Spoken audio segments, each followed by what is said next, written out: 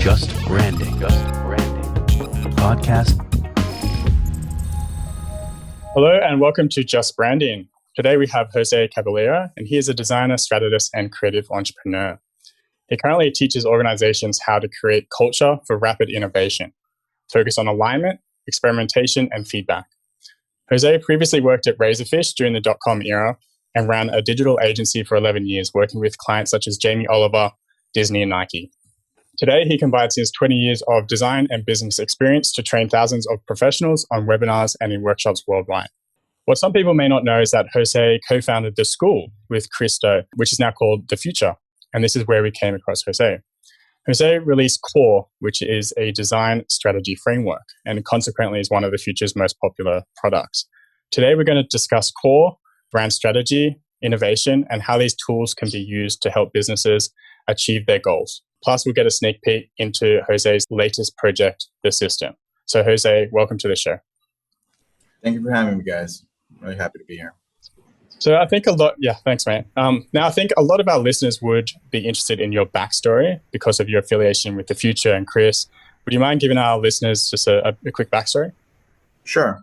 I happen to have gone to Art Center College of Design, a design school here in California, in Pasadena, with Chris, a little bit ahead of him. He was ahead of me by a year. So we knew each other from school. We knew each other once we graduated. We knew of each other. Since you hear about your classmates and who's doing cool stuff, I had an agency, like you said, RazorFish. Then I had my own agency, and at 39, I was like, I can't possibly be doing this into my 50s and 60s and be running a studio. I thought there had to be more, and that was more of a question of both, like professionally. And also, spiritually, like there had to be more to life than this. And, there was I had a lot of success with my agency, really scaled it really fast, collaborated really well with the people that I needed in order to do that. But, 2008 was super hard, and it was a challenge to kind of maintain and right size like the business itself. But I had an interesting opportunity since I had a big team and I had trained them in all these different things. And I was very focused on facilitating and client management. But once you don't have a big team, I laid off like most out of 40 people, I kind of pared down to 5. I then had to run like lead project management, lead like strategy. And it was really cool because it was a really cool opportunity to do the things that I trained my team and myself in, but on actual projects. And one other interesting thing that I did was a friend from the past who was in the motion graphics industry, was getting back into the industry and wanted to work in the digital space. And I brought him in to help me run my agency. And I watched him, like what mistakes did he make? What did he do well? What did he struggle with? So I was able to see the contrast between somebody coming from a production business in the design industry to a strategically driven business. So when I left my business to specifically to start the school, I knew it would be a long journey, and I was very much up for it. And I consulted on the side to make ends meet. I ended up not selling my agency, which would have kept me there for another 3-4 years anyway if I did. So I was pretty free at that point, other than some other financial obligations that I took care of with consulting. And with Chris, one of the things that was interesting was, in order to build an online kind of product and school, you needed to have some sort of validation. So I asked an advisor. Her name is Linda Weinman. She had a company called lynda.com. And she actually gave me the best advice that I could have gotten, which is, I wrote a bunch of books. She said, I wrote a bunch of books before it became, what you know now. And people knew me as an expert. Your clients know you, but nobody else knows you. And I'm like, that's a good point. So I started doing a show on YouTube called This Week in Web Design from somebody that I knew in the industry. Coincidentally, I had been on his show, and he asked, hey, does anybody else want to have shows on our network? And I'm like, I'll do one called This Week in Web Design. And that's really where the audience started to get built. Like, because he already had 2 million people, followers, and he already had other shows on the network. A lot of the early people for the school came from This Week in Startups. Could you just let us know what the Skool is, just so we have the context? Yeah, so the Skool was all the things that I struggled with design-wise with my agency, which my agency focused on software basically for startups. You needed a brand and you needed an application. We would do it for you. And then when I left that, I said, okay, I'm going to teach how we did it at the group, because even then it was still ahead of its time, meaning we were using Agile, we were using brand-driven design with a framework behind it, and we were using customer experience or user experience. So brand-driven, user experience, Agile execution was kind of like the formula that we used, and the Skool basically taught that. And the first curriculum was somewhat, broad, and then it got really focused on the core, which were those 3 exercises to define the brand, the user, and the goals. And that became the foundation of the Skool. That became the most, it got traction. So from there. So I'm going to jump in here. Jose, lovely to have you on the show. You've just used a number of words there. And although Jacob and I are a little, familiar with that, it'd still probably be helpful to, again, sort of dig into some definitions there. So you mentioned like Agile. First of all, let's start with that. How do you define Agile execution? What's your definition of that? Yeah, so Agile is a software development methodology, and it was created to deal with the issue of trying to control or manage deliverables and execution on software projects, specifically as a pertain from like the what do we need to build to what do we end up building, because it was difficult. It was difficult also for the developers, because the deadlines and the executives running teams or projects, especially in kind of startups, are like, we're launching on this date, and then everybody had to rally to do that.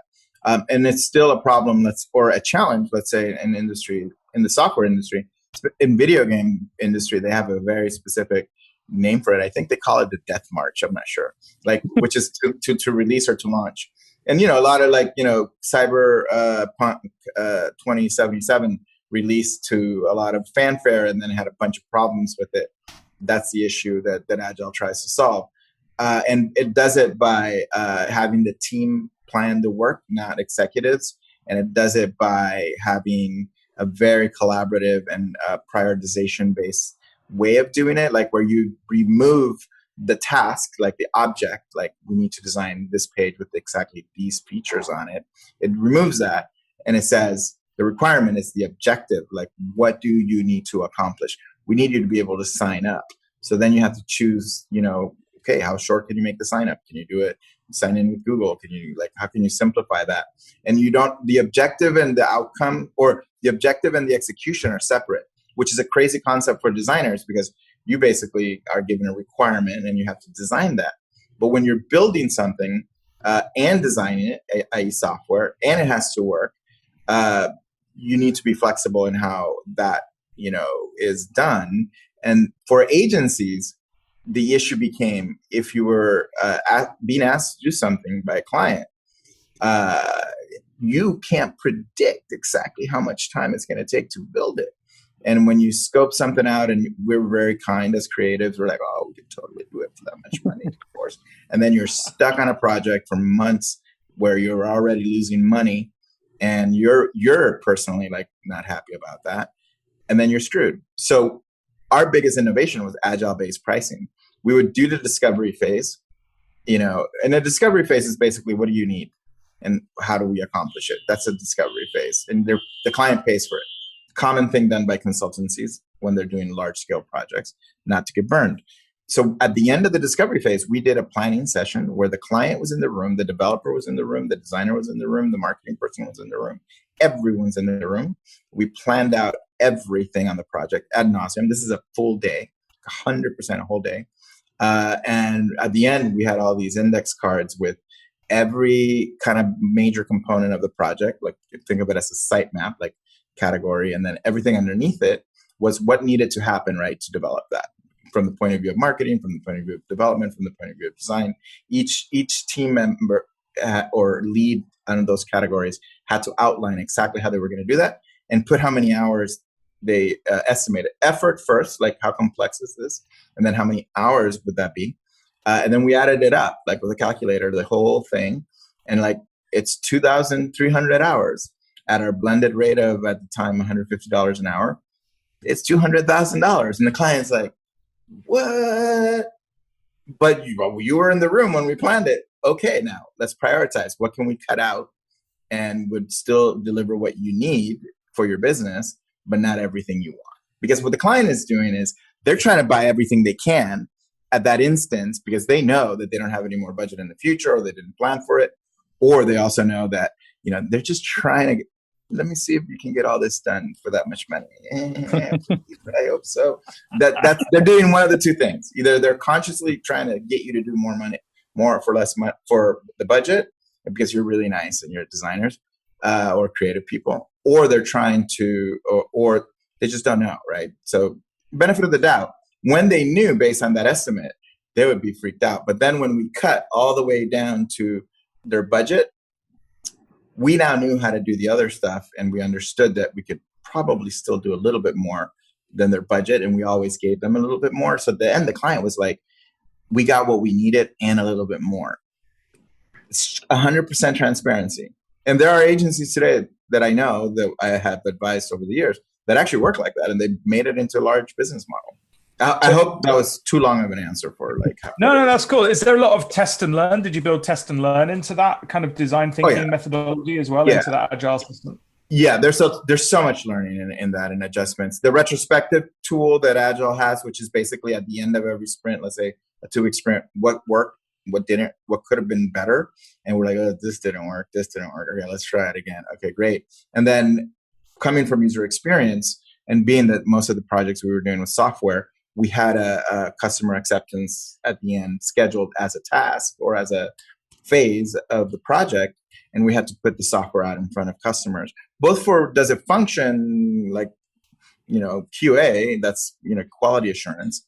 And then there's also, is it accomplishing the business objectives? Number one mistake all businesses make is they launch too much product ahead of validation or testing. I've done the opposite, which I've launched too little product and just gotten traction with by cutting back before I move forward. And then that's a good thing. That's also a bad thing. And I won't go into that, but I'll tell you more about that when I talk about the system and what I'm doing now. Awesome. So okay. just to really quickly just kind of catch up on a couple of the other points you made about brand-driven delivery and user experience. Do you want to just quickly touch on those two as well, and then we'll keep going?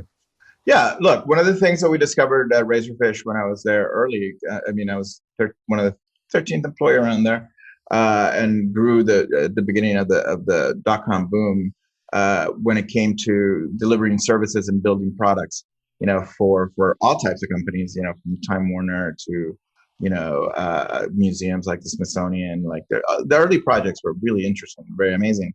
But what we really understood and learned and became very quickly apparent over the years is that every time you launch something new online, including startups, but also older companies, branding or the brand became a huge thing, because now you had a software experience coming from, a brand. It was a startup. It doesn't even have a logo. You need to develop a logo. You need to develop a brand language. You need to develop, all these things. The question then becomes, what is branding, right?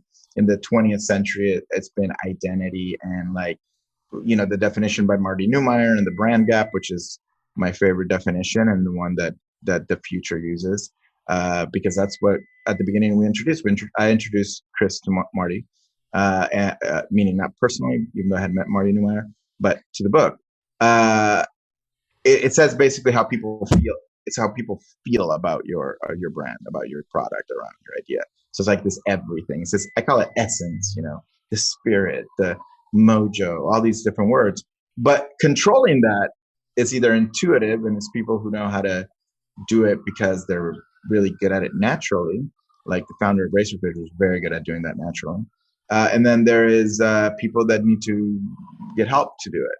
So creating a brand online has a lot to do with the totality of the experience, not just like the logo and does the software work? Is it smooth? Does it have the right, you think of Netflix, or think of now Disney Plus.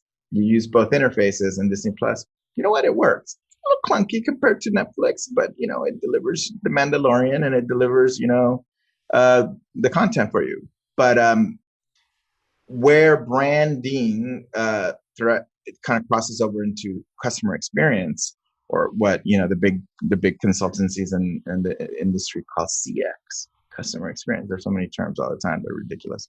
But all you need to know about user and customer experience is that it's ultimately about the ability for a customer to have an experience that's seamless, effortless, smooth, fluid, and more importantly, resonates. Is exactly what you need.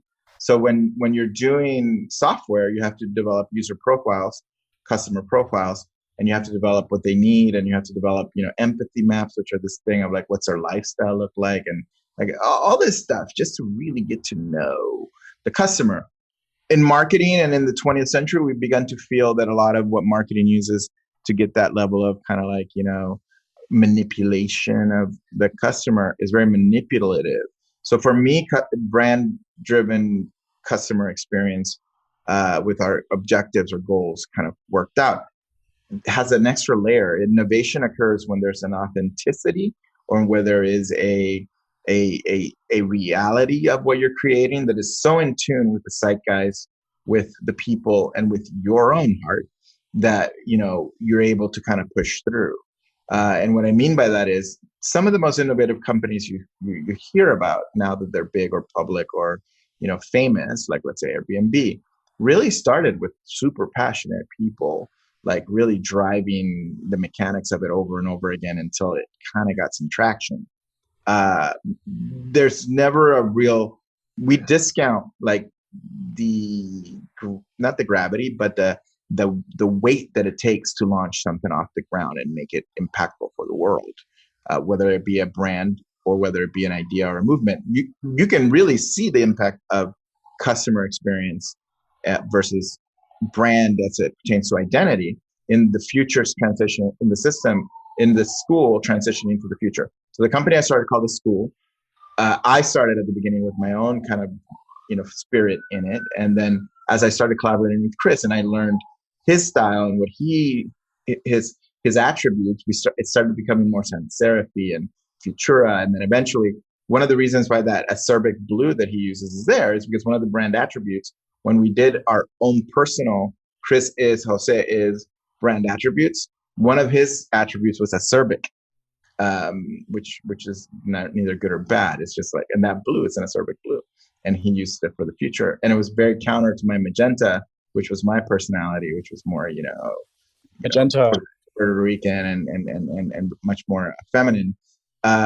So you saw that then transition to Chris, but the users were still the same. There was still that initial set of freelancer transitioning to agency, a small agency. Those were still the users. So that's customer. Brand-driven customer experience, objectives obviously are business goals. That's it. I mean, that's what you have to be able to do to create anything. And then there's all the execution and all the details of like doing a business, which is it's a lot. So it's quite the backstory. That's how you created Core, right? So can you define like what Core is, like the process for people that haven't come across it? What is Core? It's a discovery framework, but what does that actually mean? And like, what does it look like inside of this program? Inside of a business. All right. So let's talk about just reality, right? Like without me describing like Core as a concept, there's a lot of different strategies getting from A to B. How do you get from A to B? Traditionally, design agencies, small individual freelance might not have the sophistication or the even internal teams might not have the sophistication to do that strategic work, especially if you started the business and you got it off the ground naturally without like a lot of that, right? So you could be a small business, or you can be a startup, or you can even be a medium-sized business and like have just grown without specifically doing brand strategy or customer experience and doing all those things very intuitively. That's usually the case when, as a small agency, you come into a client that is small but considerable, and we can talk about it in terms of size and scale. At the under $1 million, in revenue for a small business, they're just wanting the mechanical stuff. Like, we need a website, we need this, we need that, and they don't want to hear BS about strategy. And like even so when I worked at RazorFish, we did these large multi-million-dollar engagements, and the discovery phase was driven by client partners and people who were doing the strategy, which is like a deck with like, this is what we're going to do, here's your brand, and all this kind of stuff. And they all did it differently. They did it based on where they came from. If you came from Accenture, you did it like Accenture. If you came from Interbrand, you did it like their templates. Everybody just steals templates from each other. So we were in a meeting in London to define the RazorFish process, and that exercise that is in core, the brand attributes exercise, was one of the exercises that we put into it, and it was shown. The woman was, I think, from Interbrand. I don't remember, one of the big brand agencies, and she showed us how to do it, and I'm like, oh, this is super cool. So I did it immediately when I flew back to the project I was doing in Silicon Valley, which was for Disney. It was Disney's Go network. That was the first time I did that brand attributes exercise. And then user experience itself, it was a deliverable. User profiles is a deliverable every project had, because we built software. So those two exercises that are part of core are fundamental to doing any project, right? And when I left RazorFish, I was teaching at Art Center a class called Web Projects, which was those two exercises plus, like, you prototyped. You had a choice of either doing a nonprofit or a for-profit company, and I gave you options, and then you did a project, and you did a real project, and you presented it, and I guided you through it, and I showed all the deliverables of how we did it in a project. So when I let the person, his name's Seth Epstein, run the group for a while, that's one of the things that I had to teach him, specifically the user experience part, plus a bunch of other stuff. When I started doing Skool, those were the fundamentals that we were teaching in all our workshops. Chris was very curious about what I was doing, so we met and we made the decision for me to be a resident entrepreneur at Blind at his agency. And one of the clients that he had was a web project, and we did those exercises plus the third one, which is your business goals. And there's only three things that a business can do: revenue, how do you get more, how do you grow revenue, or how do you sustain revenue, how do you create revenue, awareness, which is all the marketing activities, lead gen, all the terms that we have technical for that. What are all those activities? Social, like, funnels, like, et cetera. And then efficiency, which is just platform stuff, like, how do you deliver stuff? If you do fulfillment, if you have a physical product, how you're doing your fulfillment. If you're CRM, like to manage your customers, email marketing, all those platforms and all the whole stack, the software stack that you have to use to run a business today, all were under efficiency. Now, so those three exercises and core specifically were designed very specifically for solving one problem, which was startup CEOs did not want to pay a lot of money to do discovery. I'm paying you $150,000, $200,000 to build my MVP, meaning minimal viable product. I don't want any fluffiness. I don't want any like month-long engagement. I'm serious. I just had a CEO just straight up, don't give me your agency crap, because that's what he would get.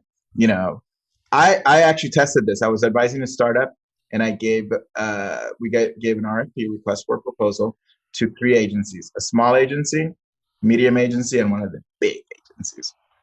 And I reviewed all the proposals. Same project, 1.6 million, 350,000, 35,000. Same scope, same project. Came back with that range of pricing. And just to keep it to summarize, core basically is like, if you remember shrinky things, those things you put in the oven and they get smaller. It's taking what consultancies do to do discovery to figure out like what to do for a client, how to shrink it into a day and a half, the input part, and then output it.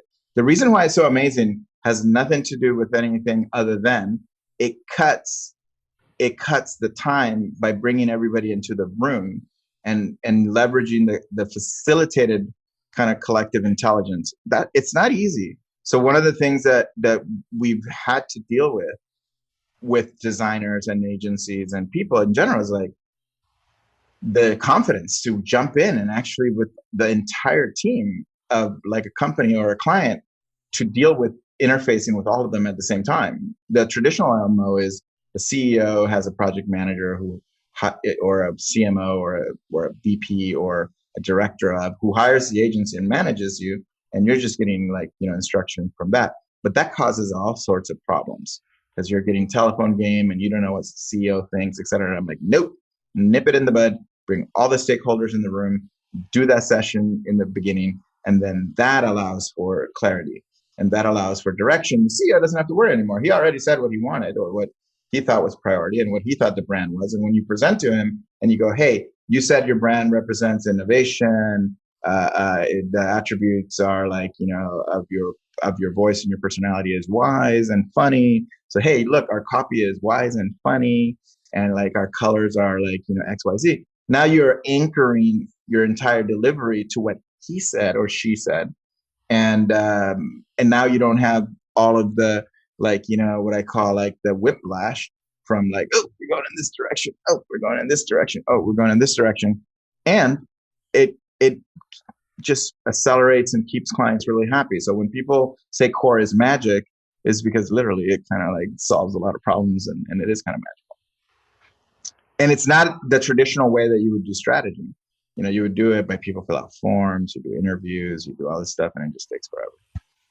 So how do you bridge the gap between the customer and the client in terms of what the customer needs or wants are versus what the client is asking for? Well, that's a really great question. And then the question there becomes how much intimacy do you have and what services do you offer to your customers as a service provider that allow you to touch their customers? And do you have the comfort level to do that? Because if you get comfortable enough to facilitate your customers, then you need to get comfortable enough to facilitate your customers' customers, right? The end user or the end customer. So I'll give you an example. I recently did a rebrand as part of this epic 3-year journey of testing core and testing everything that I've learned to make the system with a very amazing company in the Bay Area called EO Products, and they have 2 products. Everyone, that's one brand, and it's same kind of products but under different brands, and the other brand is EO. And they're a wellness company, so they make soaps, hand creams. It's called personal care, the category. But they're best known for their hand sanitizer and for their soap. And they're best known because it's super, super natural and super it smells really great and essential oils, and they don't have all the things, and family-owned company in Marin. It's it's an awesome kind of company, but they were struggling with being in big box retail because they had grown in naturals like Whole Foods, etc., Sprouts. And then now when jumping into Target and into Whole Foods here in the US, they were having a lot of resistance because they had competition, really big competition. And then the design and the product itself was far more sophisticated than where they were at and how they had grown in natural. So now they needed to make that jump. So part of the rebrand wasn't even just doing core, which we did, and doing defining their brand attributes, defining their customers, and defining their priorities and goals and figuring it out. It was a lot of other things like consolidating their different teams, marketing, creative, digital, and social, all of the team, e-commerce. Instead of having all these disparate teams, my job was to kind of bring them all together and kumbaya, my lord, and operate them as one versus that. And that's not the part of the story that I'm going to tell. The part of the story is I've never done a rebrand for a naturals brand. What the hell? So I hired an agency in New York, Brooklyn-based agency called Content BK, which was someone that I knew well, who was my student at Art Center. And also I had hired in New York, creative director who came from Johnson & Johnson. Perfect. The first thing we did was a lunch and learn to show the internal process that the creative studio at Johnson & Johnson used to develop products to the team. And everybody's like, that's cool. They got to see how one of the big players does it. And part of how all big players do it, or even how anybody needs to do it, is to do customer focus groups. There's qualitative research and quantitative research. Qualitative is hey, how do you like this customer? And they're like, oh, I like it. And they talk about it. Quantitative is just more data, this one better, this one better, this one better. And there's different ways of doing that. But what we did was we planned, and this is not the first time obviously I had done that. I had done it a lot for software, and they had a team internally that can manage some of this, or actually their team internally can manage a lot of the work. And with the agency, me, their internal team, we designed a focus group. It's a one day having 3 groups of 10 come into the office. We had Logitech cameras. We recorded it all on Zoom. We actually broadcast them all live to the design studio downstairs, and people could actually watch the questions and how we designed the focus group. It was basically all of the different design directions plus the competitors, and with really, really, really well designed. The content BK team and the internal team, Rose was leading that, did a really great job. So at the end, we had video footage of the customers telling us exactly, what their thoughts were on the design and on the brand that we showed, the founders, and they're like, yeah. And the founders were asking for it. They were like, we need to validate everything we do with our customers. And part of it even, look, if you're going to design anything for anybody, you have to understand it. It's not about the visuals. It's not about it. It's about the whole thing. Like, we spent the first, we landed in the Bay Area to do that project because we came in at the same time from New York and from LA. What do you think the first thing we did other than go to Starbucks was? Tell us. We go to Target. Their problem is that they're dealing with how they're having challenges getting traction in Target and in Whole Foods and big box retail. We spent freaking an hour and a half going through Target, looking at all their stuff. We just went shopping for a week at everywhere. We went to small boutiques. We went there, but also we weren't just looking at Target. We went to Sephora. We went to, what does a small naturals place look like? All of that kind of, and taking pictures, which later made it into our decks. You have to dive deep. I call it method design, meaning method acting, you really become the character. You really got to become the consumer of the product. All our Airbnbs actually had the product in Marin County, totally coincidental. So we were like, all right, we were testing both what the lifestyle was of the person that bought it, fairly affluent in that area. They have access to Sprouts and Whole Foods. Some buy it at Target, but not many.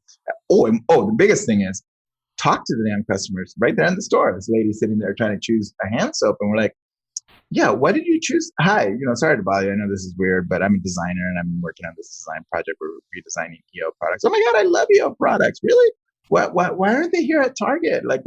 Oh no, they have everyone. Did you know that that's an EO product? And they're like, oh, I didn't know. Yeah, you're about to buy another product and you didn't know that everyone was part of EO. Oh, okay, good. Tell me about, EO. We got into a whole really amazing conversation, and she knows the founders, of the founders, and same spiritual paths, and boom.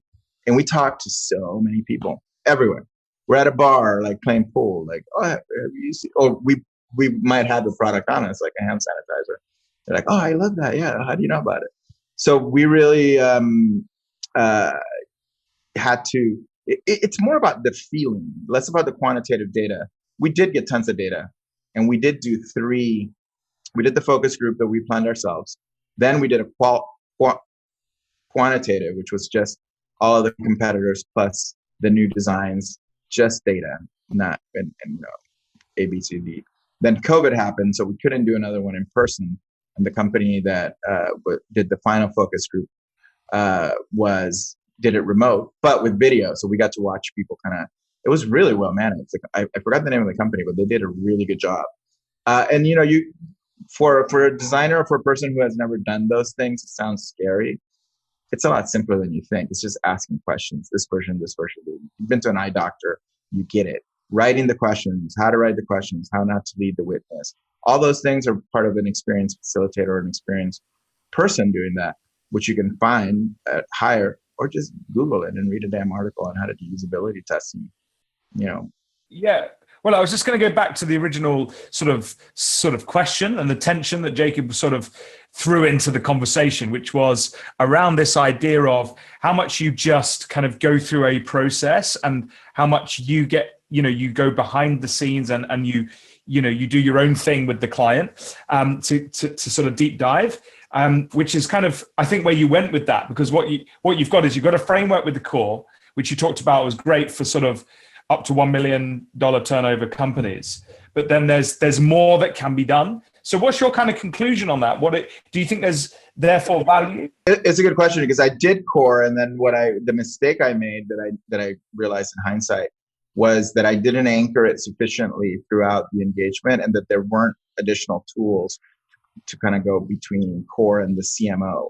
And I just paid attention to the CMO, and I saw what she was doing and how she was doing it and what she required, like campaigns and arcs and like schedules and dates. And I got to witness a lot of how those things were being done, and those frameworks work. And there's tons of them for that.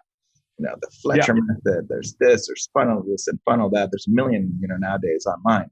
So, but what I really believe is that ultimately, and what the system, what we're building right now, the system without an E, don't ask why everything is missing an E, is really about what are the fundamentals, like what are the core things that you have to do at the beginning and throughout the engagement to really get fidelity, which is what I mean by fidelity is that what there's a connection with the customer and what you're putting out, right? Fidelity is, it ultimately produces traction, which means there's sales, adoption, whatever it is that your objective is, because it doesn't have to be just commercial objectives.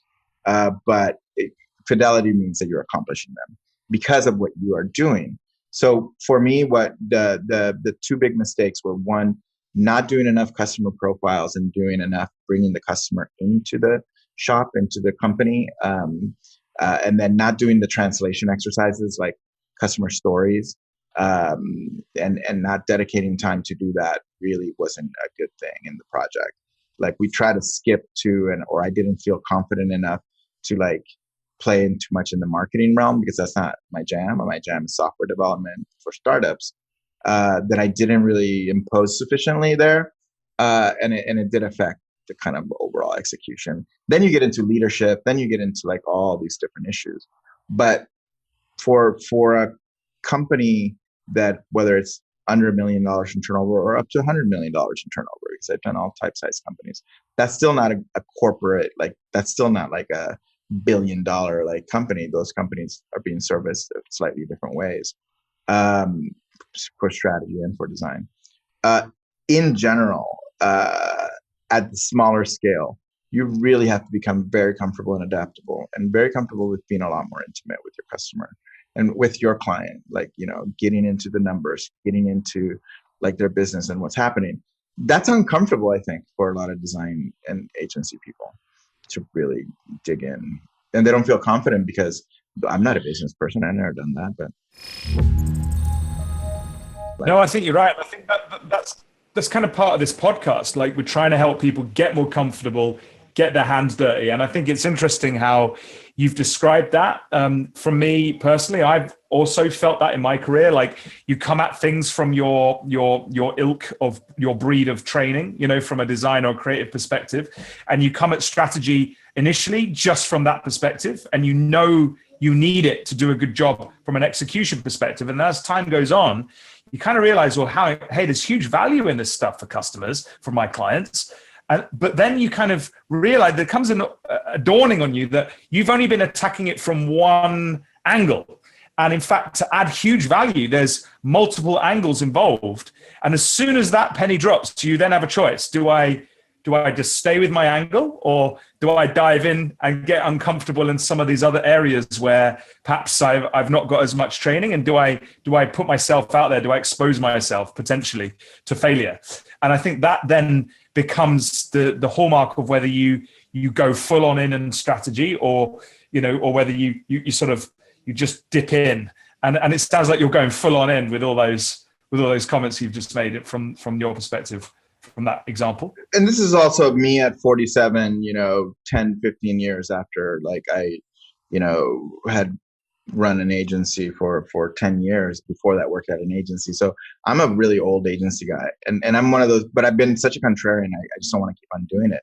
Like technically at 47, I should be an executive at an agency or chief brand officer of a company like EO, and make $300,000 a year, have a nice house, have some kids, and chill out. But I chose to be a freaking pirate. I have no idea why, but I'm glad you chose to be a pirate. I love that. Yeah. Woo, go pirates. And here, let's just be blunt. I'm gonna be super blunt and like cut to the chase. You're called just branding, which by the way I love.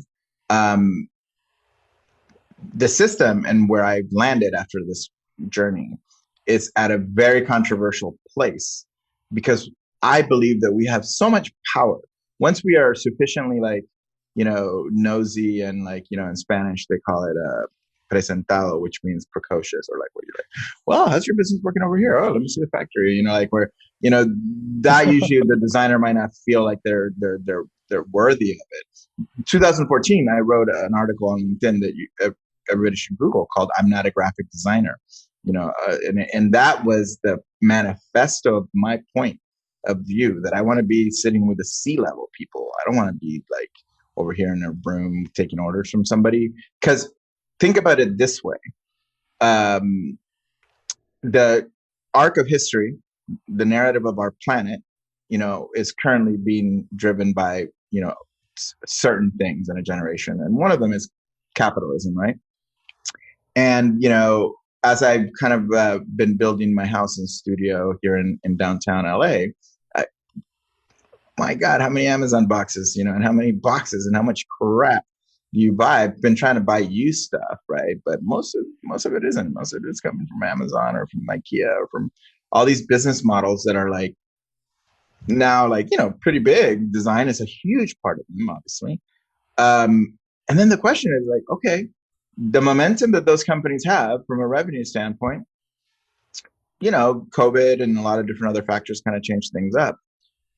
But how are we going to change the mindset of redesigning a business from end to end? Meaning not just like what the packaging looks like or what the website looks like, which is usually what we might get hired to do, but what is the product? What are the sourced materials for it? How do you deliver it in an innovative business model in a way that has a lower footprint on the planet? It is better.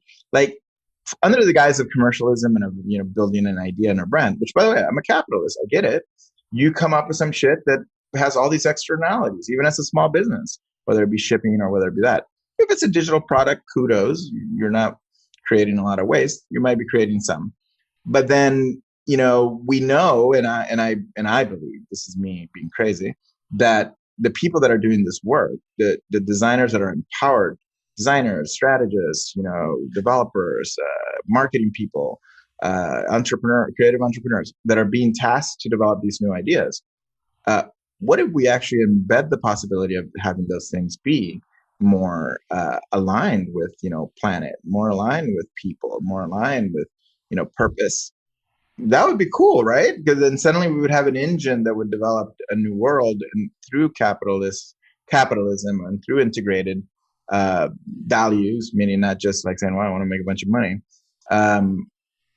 We could possibly do that. So there is, for me now, it's not an ulterior motive. When you see the system come out, it's actually going to be the top thing that we're actually trying to bring about change by changing how work and how entrepreneurship happens, and really thinking of it holistically instead of just thinking of it, in its very kind of tactical dimensions, which is crazy. But you know what? This is it, man. What do we have left? What do we have to lose is the other reason. Jacob has a question to that. It's like, what the hell do you mean by that? Has he been trying to get in for that last Yeah, Jacob's been trying to get in. He's too shy. Like, come on. Come on, Jacob, you go. But that triggered him, which is great. Yeah. I want to go deeper into the system. Like, can we define what it is, and like, how does it work? How can other people use it? Keep showing us. Are you showing us your tattoos? Tattoo, because that is the system. That is the system. It's a heart, right? A heart, a Venn diagram, and a triangle. This is core, by the way. This is the alignment. This is brand. You have user, and you have goals, right? Those 3 exercises are the foundation of core. This is actually Agile, which is your objective. What done means, which is really in KPI, in OKRs, is really your results. So like the objective, what the results are, and then what do you need to do to get those done? And you go into a corner and you go into a loop, doing those over and over again, right? So that's really the 3 main modules. The only module that is out in public is core through TheFutur, right? We're in 2021 releasing the other additional modules. And the first module, though, is Circle's Facilitation, which is the tattoo I have right there, which is the circle, which is how do you run a circle? A circle is a group of people. It's really how do you facilitate your team? How do you facilitate a company?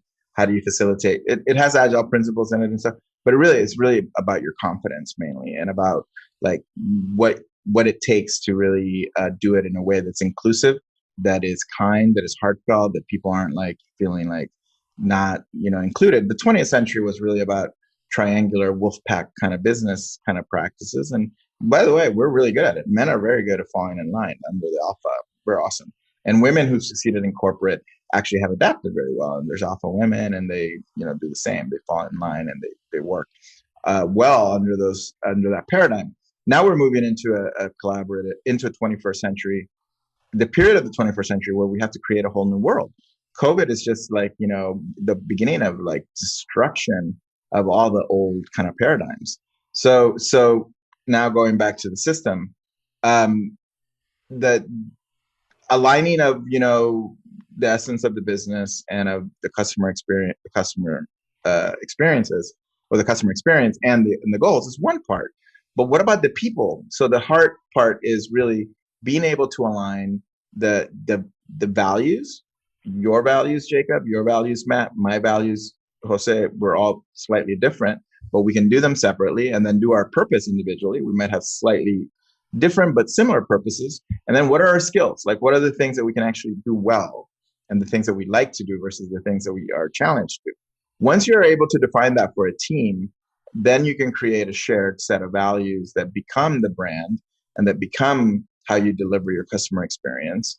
And then the third part of the system is really how to deliver that in a way that is mindful of the people, but also mindful of being able to deliver what's needed, not everything possible. And in Agile and customer development, which startups use, by the way, it's slightly different kind of way of doing things than most businesses would do it. Like the system, again, is just heart-centered, aligned for the teams. If you think of this for the individuals, all the individuals are, self-expressed and on their purpose. The teams are aligned and they know exactly what the objectives are they need to do. And they have a framework for scaling. Because once you train everyone to run in different teams, you're going to have a bunch of teams running in similar ways. And that ultimately has nothing to do with the marketing funnel and like, the mechanics or the tactics. That is more of a kind of a cultural framework for how you work and how you collaborate. And teaching it to us as creatives and as agencies, et cetera. The goal really from an objective standpoint is that we allow you to work better, work more human, have more like joy in the work. Because to be honest, it can get really freaking like, brutal, like when you're just not working from a place of love and a place of flow and a place of like purpose. Like if you're just doing stuff to make money, to make a living in a Western world where for the most part, you're not going to starve unless, there's some other, circumstances. Yeah, man, why would I do that? I don't want to live and work in that world. I want to create a new one. So that's what the system ultimately is. Think of it as a. So how long would something like that take? Like how long would it take to go through all those steps and to implement it as well? It's a good question. That's a very, very good question. For the middle section core, we have traditionally taken like a couple of days, like 2-day sessions. Then you have the documentation of it from a brief standpoint, and you go into execution. Most projects are about a 3-month length of project. To come into a team and do the values work and to do the purpose work, usually that'll take a few weeks. The challenge is that people don't want to really take that time to do stuff that doesn't seem like mission critical. Funny enough, for EO products, we proposed doing that later on in the engagement, and no, we need to execute on the campaign. And so we just did execution stuff. And I just caught up with some of their executives recently. They're like, yeah, you should reach out again and try it again, because I think we need it. Usually when teams, your question is how long it takes. We're designing them to be, we're doing them for ourselves right now, actually. And it should be, 2 half-day sessions, right? To do your values, your purpose, and skills. And then to see which ones kind of like are shared, so that you can then do the next session for core. And then the third session is really, flow. It's just how do you put the team into flow. That really, we do that. We install that on a project. Like, we don't install it like in training. So if you have a project, like let's say we need to build a website for, just branding. All right, we'll do the core for it. But before that, we'll take a half day or an hour, 3 hours, and some async sessions to where you guys have to define your values, your purpose, and your skills. Then we look at it. And then a few days later, we do core, and that takes a day or two, and then we document it. And then we say, okay, we're kicking off, now that we've scoped out what the Just Branding website is, we're kicking that off in Flow, in Agile, and that'll take a month to do the first test, right, the first sprint. And then once we're done with that, if the team feels like, we can do the next one ourselves, we just hand it over and we'll come back in and check in. But that's the consulting part. We don't necessarily, we want to consult and install this in companies, including agencies. Our main kind of targets are innovative startups, and they're very specific. I just had this conversation this morning with the partners. Innovative startups in blockchain, social and environmental issues, and health and wellness. And then B Corps, health and wellness, B Corps, like EO products and social and environmental companies. Like, we're talking to a company now that does upcycled clothing online, which is super cool and something that's really happening a lot in millennial culture. Can I ask how you settled on those kind of industries? We settled on them based on what we like to work on and what's culturally attuned to what we're doing. So, like, for an example, I did a lot of consulting for health and wellness companies over the last few years, and even on my own for just for my friends. And I realized, well, there's a big space there. Then the baseline is the bridge between the future, between the school, the future, and the system, is agencies, consultancies. So instead of freelancers and individual, like, it's like, okay, even if you're one person and you have a collective, or if you're 3 people or 4 people, and now you're operating, as a group, as a team, we want to work with you and help you. But instead of consulting for you, because you're not going to be able to afford our prices, we actually created an accelerator program, and the Circles program, which we prototyped a few months ago. If you saw some of the noise that I was making with my team, it was doing this thing called Circles. We were actually testing the Agile framework and how to facilitate circles and how to have a whole cohort of people working on projects. So now we're launching that in January, at the middle of this month. As similar to how TheFutur has the pro group. The difference between the pro group and what we're doing is that the system has a curriculum that you have to go through, and the curriculum is the system that you individual as a person have to define your values, your purpose, your skills. Great, it's in your profile now. So now we have this whole network of people that we can say, oh, you have the same values that I do. Oh, I'm working on that. Oh, I'm working on social justice, or I want to work in AI, or I want to work in whatever, whatever you're. So there's a bigger vision behind it. Like, what are you seeing? Like, where is this system going to go with once you have all these people like together? It's a great question. Ultimately, the vision that I saw when I was working at Consensus in the blockchain space was one where, imagine a new. So if we had to, as a human species, recreate all the functions that are required to survive in a capitalistic Western society, shelter, food, life, basically, all the businesses that are around, like transportation. Right now, the majority of them are function under efficiencies of scale that are really based around 20th century concepts like, centralization and efficiency, right? So Amazon is not one big company making all this stuff for you. Amazon is like all these pirate ships like floating all over, meaning I'm a vendor who sells this thing, and I put it on Amazon, and Amazon sells it. I can sell it through Amazon. I'm fulfilling it through another provider, or some products end up being part of Amazon's fulfillment. Or worse, they actually copy your product and make it an Amazon Essential, which is horrible. All is fair in love and war, as they say in capitalism.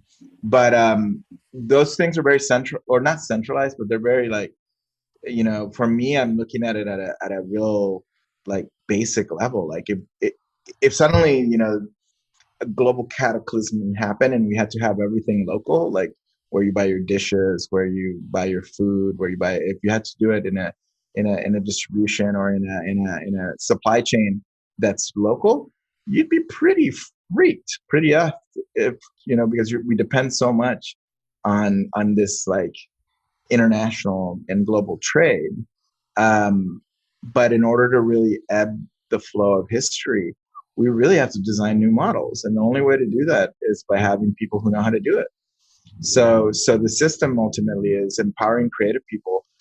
The secret desire or the secret intention is that if you're able to then now consult for other companies, because now you are actually sufficiently confident to do more than just, hey, Mr. Yes and Mrs. the client, I'm going to design your stuff for you. Thank you very much. And just be an artist for money. What the hell's the point of that? Like, great, you get satisfaction. You get to use the fact that you're really good at thinking and ideas to help somebody else. But man, you're wasting your life's purpose there, because otherwise, you're just a servant. And now if you want to be a creator and like say, okay, I'll help you if we can redesign your business model, if we can make it sustainable, if we can do something interesting, if, we can actually build something new. And at the end, what might happen is that, like a lot of the people that I've known that are early students of, Chris Do included, that is like, okay, you want to get out of the service industry and start your own company. All right, now you have the experience and the skills to do that, because consulting gives you a ton of experience. Like I've done so many different types of projects, right, for so many different types of clients, that I have ingrained knowledge on all of them. So if I want to start an online school or an online thing, I've already done a bunch of startups that had a bunch of similar parts to it. So my goal and my wish and my desire is that as creators, we start taking over and saying, hey, I'm going to create a new oat milk brand, or I'm going to create a new way of creating furniture locally sourced by people and putting homeless people to work, whatever it is that you come up with, but that is solving the world's problems instead of just being worried about making money because of the system is currently as it is. So I know that sounds a little crazy. That No, not really. No, not at all. I think the future belongs to the creatives and the designers, and I think we need more confidence in those areas, because we need those innovators. And I guess that segues nicely into probably the final topic that would be great to touch on with you, which is that concept of innovation and where that comes from, because you talk about all this analysis and thinking about things from the customer's perspective and making sure that the customer experience is spot on. When we come across something that isn't spot on, where do you think that innovation spark comes from? What are you training people in to come up with that new stuff, that new experience, that new product? And do you have anything to sort of share with us on innovation and that in regards to brand? Yeah, I can only speak to it from my own experience. But the first thing I'll say is that you guys are a perfect example of that. People who are willing to like move forward and do their thing, right? Like, just not having any, not caring, right? The rebels, the big picture thinkers, the healers, the feelers, the people who are like, what, but Susan Griffith Black, the co-founder of EO Products, with Brad Black, who's her other co-founder, and then the new CEO, Tom. So, but Susan specifically, I've learned so much from my clients who are powerful creators, because ultimately she's the creator, and just watching her like interact with the world, and with business, it was just a privilege, b a big school. People like Christo, like, people like me, you know, almost like this dogged, like, world devil may care, like, just do it, right? Nike does it best, right? Just do it. Just brand, I just got that. I'm so slow. The ingredients for innovation are diversity and inclusion. It's a primary one, that all the voices of the people and the ideas. If you look at Steve Jobs, his gift wasn't just having present kind of like ideas of what the customer might need. He was watching and sensing and looking at all the factors and mixing them together, from his typography classes in college where he took whatever he wanted to like Xerox parts, like experiments and watching them through putting the right people in the right room and harnessing a pirate flag and saying, let's do this, and setting a bold goal.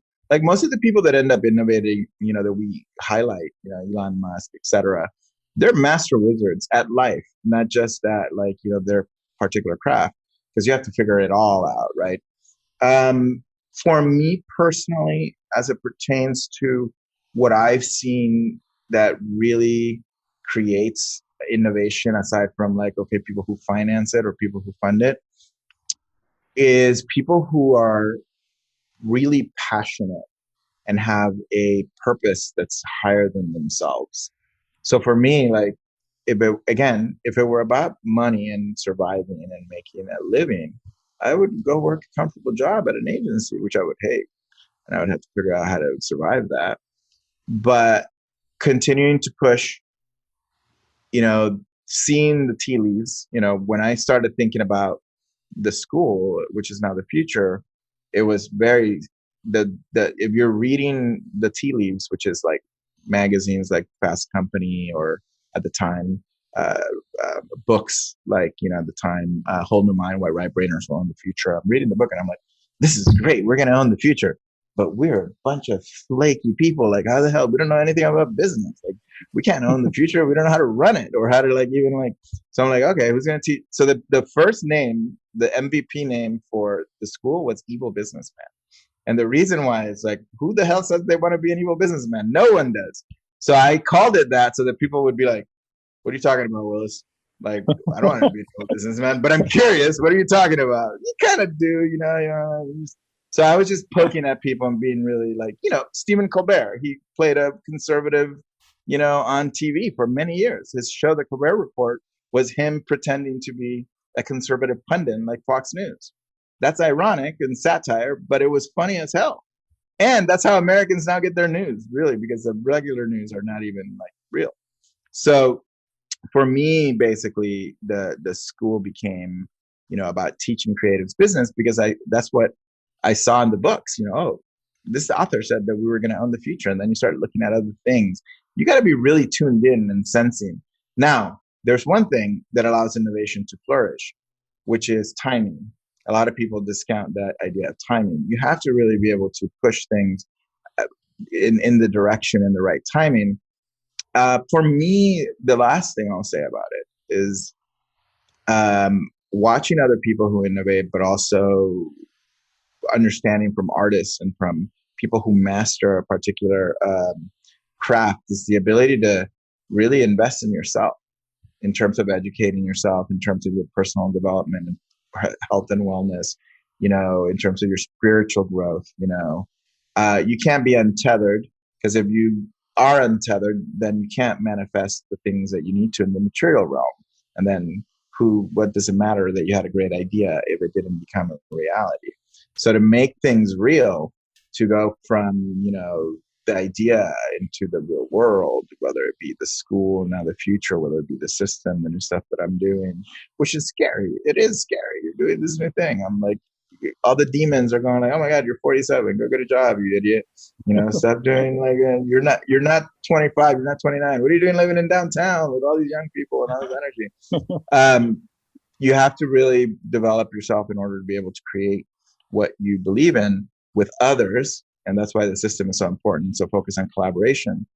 Because when you're doing it with others, it's easier, it's more tuned, you cut a much sharper and deeper kind of, wedge into the momentum and the fabric of reality that you can't do on your own. I mean, unless you're an author or an artist, but if you ever look at those people's careers, they're not doing that shit by themselves. They have a lot of people around them, and they're really harnessing and kind of like whoosh, like this, like, you know, gumbo of like different factors, and then you got to be able to handle all those at the same time. So mindset and the ability for a creative person to be untethered from, you know, it's like what's the sound of one hand clapping? You have to be untethered from the reality of it all so that you can produce a vision that's greater and big and crazy. And then at the same time, grounded in the reality of execution in iteration cycles that are sufficiently sharp. It's like a Fibonacci, it's like a spiral. The best thing that shows the momentum of innovation is just a diagram of like a Fibonacci spiral, like, you know, the one that designers use with the square, because it starts like small, right? And you have to move that, and then all things go through that pattern. I love that. Once you feel and understand what it takes for that, for me, being a Taurus and being very materially grounded, great ideas, great vision, great blah, blah, blah, blah, blah, blah. But the only way I know how to like make something become real is by testing it financially right away. Like within 6 months of the Skool idea coming into my head and me launching my first YouTube show, I started monetizing and seeing like testing monetization. Wow. You can't just have an idea. You have to still pay the bills. And for me, it's really the proof in the pudding usually. Can you scale your income and your revenues? It's one measure of value, isn't it, or success, I guess, and it is the way that we as a society value, you know, show we value something. So it makes sense what you've just said. Nice, awesome. Well, wow, my mind's been blown a few times. How about you, Jacob? Yeah, absolutely. You guys ask me questions because I can talk forever, so I apologize. I can tell that it's been great. I love listening to everything you said so far. We are going to end up. This is our longest episode to date, an hour and a half. So, wow, has it really been good? Yeah, it flew by. Thank you so much, Jose. Where can people find you? Yeah, go to the Instagrams, and Jose Caballer is my main Instagram. It's also my Twitter. Follow me on Twitter. And in the next several weeks, you'll see We Are the System on Instagram kind of launching, and we're going to continue that. It'll be out by the time this is out. So yeah. Yep.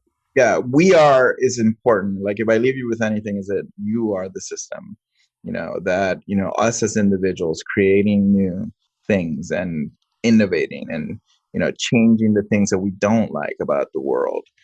Because we can, because we're powerful, because we have the tools. If we can align those things to who we are, to our purpose, to our faith, to our, you know, commitment to the time that we have here on Earth, holy poop, man, we can do some crazy, amazing things. Perfect. Wow, mic drop moment. Mic drop moment. We'll leave it there. Thanks so much for coming on, Jose. Thank you, guys. That's me.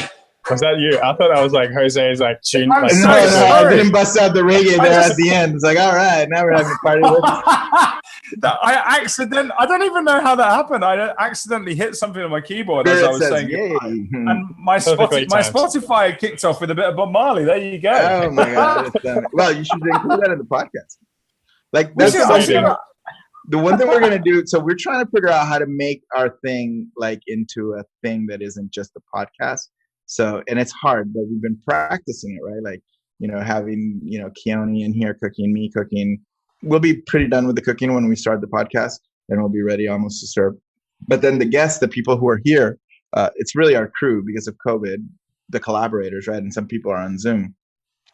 And the first episode is really talking about like that, about diversity, and talking about how the different points of view and the different ideas, you know, make the dish. Because Keone's cooking something Jamaican, I'm cooking something Dominican, and the other person's cooking something else. And cooking as a metaphor. But, you know, what you guys are doing, and like how the remix continuously occurs from, you know, this influence and that influence and that influence and that influence, but then putting it forward and making it your own. It's really powerful. And it's something that I think at an teaching innovation level, and doing it in an entertaining way. Like, we're going to have music, we're going to have, it's just going to be conversations about how to build this. Well, that was a complete accident. I wish it was deliberate and designed and baked in. So apologies, but thanks so much for coming on, Jose. We've really enjoyed it. Appreciate it. Thanks. I hope it was valuable. Absolutely. Huge. Jacob, what did, if anything, did you take away from it outside from what you already knew? Well, I loved your insights into alignment and how this was pretty much it was aligned pretty much through this whole conversation. Is about alignment and having everyone aligned, whether it be as a customer, the consumer, or innovation, or teams. Like, that's the biggest thing. That was the recurring theme here, and that's really shined through. So I guess that's come from all your work, from RazorFish to developing core, and now the system. Is just that's what I've taken out of it. And there's one other thing that stuck in my mind is like becoming the consumer, like being the consumer. When you said that, I was like, yes, you just have to get inside their heads, and that's when you get to make that connection. So that's really what came to the surface for me. Yeah, for me, I loved how you talked about moving up the chain from just making money to doing something a bit more purposeful and bigger than yourself. And yeah, I think that does happen in your career after a while. Like, after a while, you just sit there and you think, is this, like, I've done this a bunch of times now. This, like, I'm making money. Is this it forever? What else is there? And it happened to me. It was interesting. I had a client come to me at the start of COVID, and I've talked to Jacob about this in the past, and they're like a medical company, and they make sanitizer. And this was before COVID kicked off. And I was a bit like, that was it. They make sanitization wipes. And I was a bit like, you make wipes? Like, what? And as I got into the company, I did my discovery stuff, and I met the CEO was so inspirational. And then COVID hit. And these guys, yeah, of course, financially, they did really and are doing really, really well. But that's allowed them to fuel and really kind of latch into the purpose work that I'd done with them. And now we've got some really exciting projects kicking off. And now I'm kind of like, the CEO is talking to me about more longer term plans. And I'm kind of like, yeah, I want to stick around. Like, I don't just want to float off and do some stuff. So I will do other stuff, but I'll stick with this client because they're doing cool stuff, and, we're saving lives. And why wouldn't you want to be involved in something like that? So that really rang a bell with me. I thought it was great. It sounds like Jose with the EO, like you just kind of fell into that, and it seemed like it resonated on a deep level. It did. I mean, and I took the project because of the same reason Matt's talking about. I mean, I actually said no at the beginning, and I'm like, no. I was about to launch the system. It was just last October, a year ago now, a bit over a year, and I'm like, yeah, I'm focusing on this. And the client who brought me in, they knew me well, and I had actually reached out to him before August.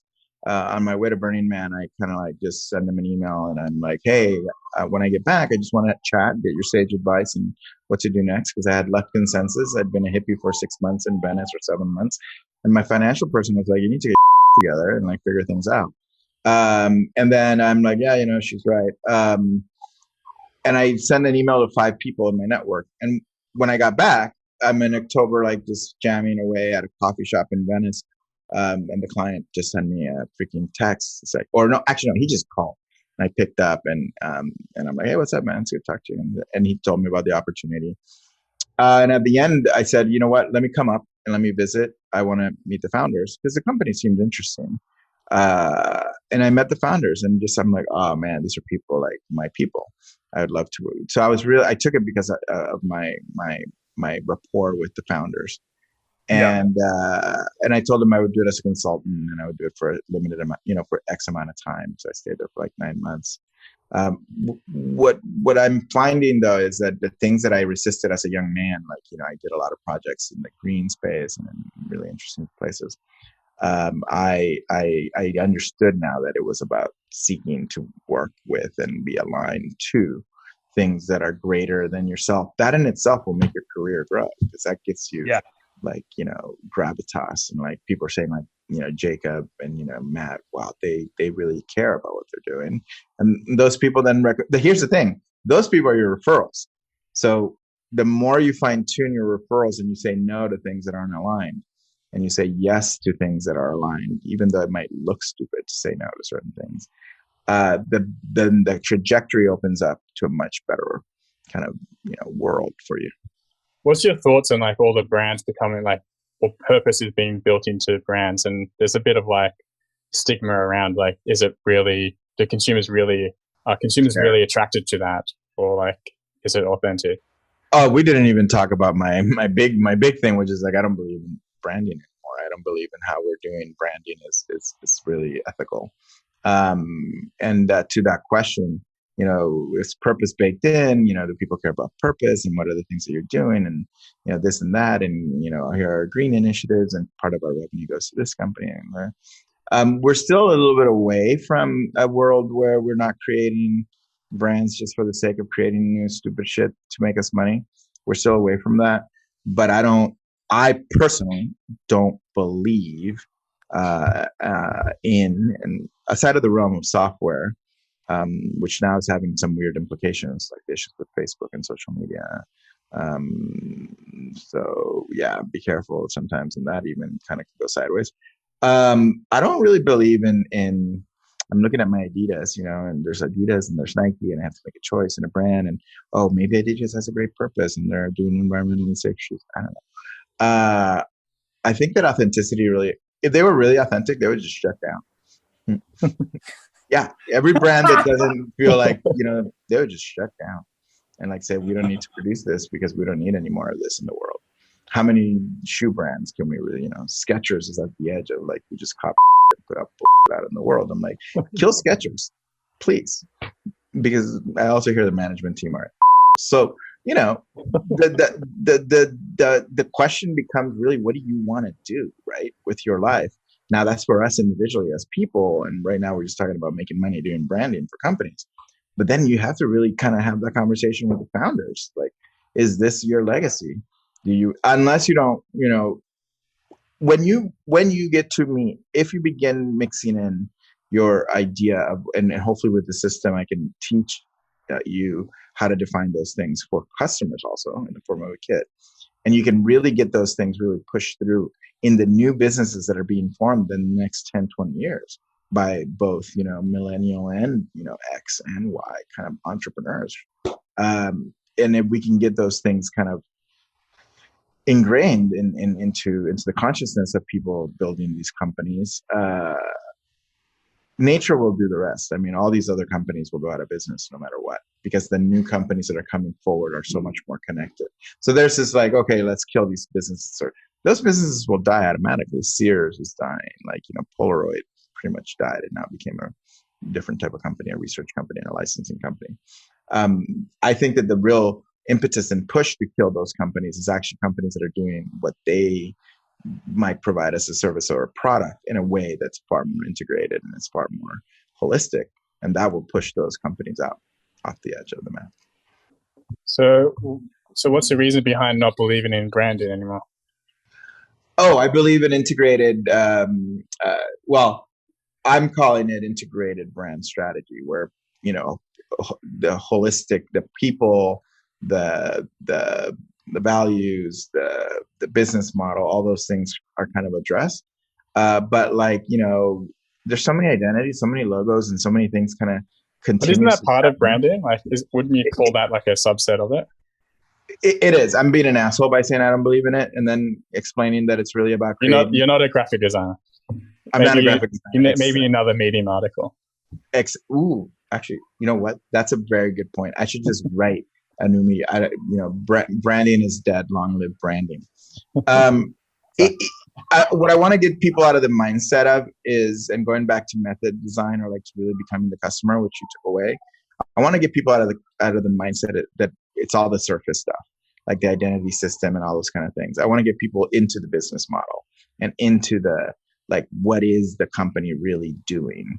Like, if you're really not there, because obviously you don't have to be there. There's nothing wrong with just doing the other things as a provider, as a service provider. But I want more people in our industry and I want you guys, I want more people to start going deeper and being influential beyond just the visual and just the packaging and just the surface, and become influential in the decisions of what these businesses are doing from a business model standpoint. It's going to take. That's why we're here. Exactly.